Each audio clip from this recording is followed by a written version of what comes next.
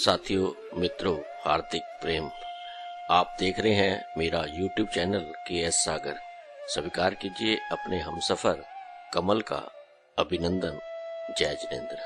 साथियों, मित्रों, आइए हम सब मिलकर दादा की वाणी का श्रवण करते हैं। Be nothing, do nothing, do only karmas, now never. प्रेम एक क्रिया नहीं, मन की स्थिति है। Love is not an action, it is state of mind. प्रेम ही जीवन है, जीवन ही प्रेम है, प्रेम ही भगवान है, भगवान ही प्रेम है। अपने दिन को ऊर्जा से भर दीजिए। बादलों के पीछे हुआ सूरज कितना सुंदर है, वो आपको खुश देखना चाहता है। Fill the day with full of energy, the sun behind the small cloud see you the most happiest person. कन कन ही भगवान है। Everything comes from God without any stamp on it.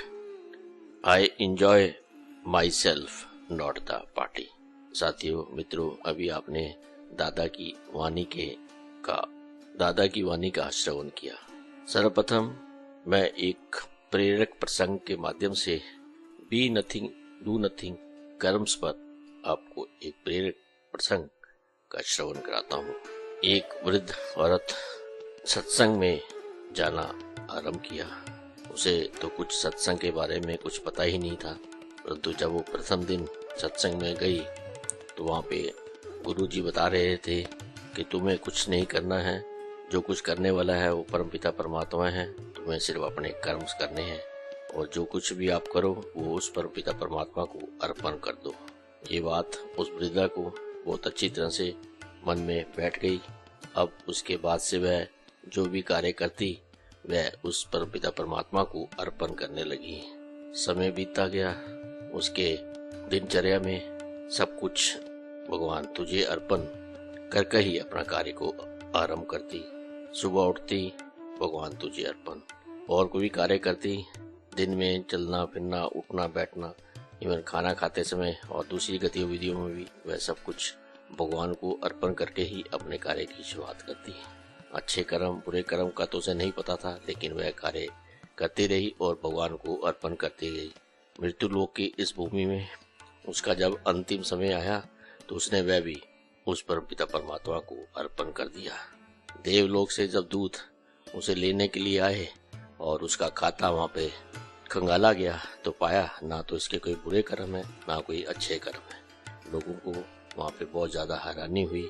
उन्हें समझ नहीं आ रहा था इसका क्या किया जाए। इसे उस लोक में भेजा जाए जहाँ जिसे नरक लोक, जहाँ उसे स्वर्ग लोक में भेजा जाए, जहाँ पे स्वर्ग लोक कहते हैं। जमराज विष्णु जी के पास गए और सारी स्थिति को बताया तो उन्होंने कहा इसको मुझे अर्पण कर दो। जब उसने मेरे को सब कुछ अर्पण कर ही दिया है तो उसे मुझ में मुलीन कर दो। साथियों, मित्रों, हमें उस परमपिता परमात्मा को सब कुछ अर्पण करके ही अपने सब कार्य करने हैं।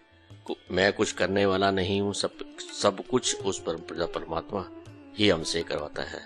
अपने कर्मों को अच्छा करने का प्रयास तो करना ही चाहिए, लेकिन जो कुछ उस परमपिता परमात्मा ने दिया है उसको अर्पण करके ही हम अगर अपना कार्य करेंगे तो उस परमपिता परमात्मा को जल्द पालेंगे।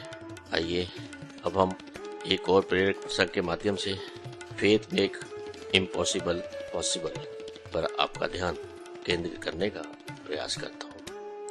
किसी शहर में एक डॉक्टर रहा करते थे। वो कैंसर के बहुत ही अच्छे विशेषज्ञ थे। उनको अमन के नाम से जाना जाता था। डॉक्टर साहब बहुत ही सज्जन और नेक पुरुष थे। अपने पास आए हुए मरीजों का बहुत ही ख्याल रखते थे और सब कुछ परमपिता परमात्मा को समर्पित भी करते थे। परंतु कार्य की व्यवस्था के कारण, कार्य अधिक होने के कारण वह उन सभी मरीजों का जितना से जल्द इलाज होता था उतना करने का प्रयास करते थे। साथियों, मित्रों, एक दिन उनको खबर मिली कि उन्हें रेजिडेंट से इनाम मिलने वाला है। उसे लेने के लिए उन्हें दिल्ली जाना है। उस दिन मौसम बहुत खराब था और हवाई यात्रा रद्द कर दी गई। अब उनके पास, क्योंकि अगले दिन सुबह दिल्ली पहुंचना था, तो वो कैसे पहुंचे, तो निर्णय किया गया कि गाड़ी से दिल्ली के लिए प्रस्थान किया जाए। वह दिल्ली के लिए प्रस्थान करते हैं, लेकिन मौसम खराब होने की वजह से और रूट का ना पता होने की वजह से वह पटक जाते हैं। वो विपरीत दिशा में भी जाते हैं तो ड्राइवर को कहते हैं कि आप पता कर लीजिए आप कितनी दूर चले आए हैं, कहीं ऐसा ना हो कि हम विपरीत दिशा की ओर ही अपना भ्रमण करते हैं। काफी दूर तक जाने पर उनको कोई भी रास्ता ना तो दिखाई दे रहा था, ना ही आसपास कोई बस्ती दिखाई दे रही थी। तभी उनको अंधेरे में एक रोशनी की किरण दिखाई दी। डॉक्टर साहब ने उस ड्राइवर को कहा कि आप गाड़ी को उस दिशा में मोड़ लीजिए जहाँ से वह रोशनी आ रही है। ड्राइवर ने ऐसा ही किया और वह उस रोशनी को के पास पहुंचा तो एक छोटी सा मकान था। वह मकान के भीतर चले गए।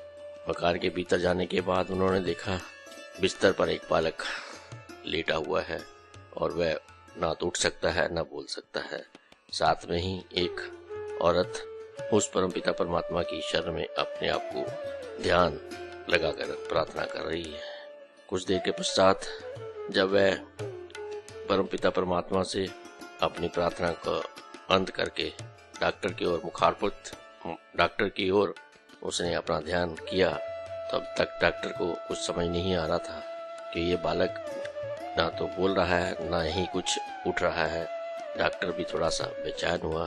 तो जब उसने औरत से पूछा इस बालक को क्या तकलीफ है, तो उस औरत ने बताया कि इसको कैंसर की तकलीफ है और इसका इलाज कराने में मैं असमर्थ हूँ।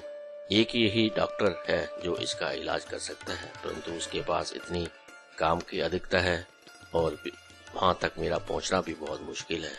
परंतु मुझे अपने परमपिता परमात्मा पर पूरा भरोसा है। एक दिन मैं उस बालक को उस डॉक्टर के पास अवश्य लेके जाऊंगी ताकि ये बालक ठीक हो सके। डॉक्टर की आंखों में आंसू आ गए कि जिस डॉक्टर का वह औरत जिक्र कर रही थी वह डॉक्टर स्वामी थे, साथ उसके समक्ष हाजिर थे।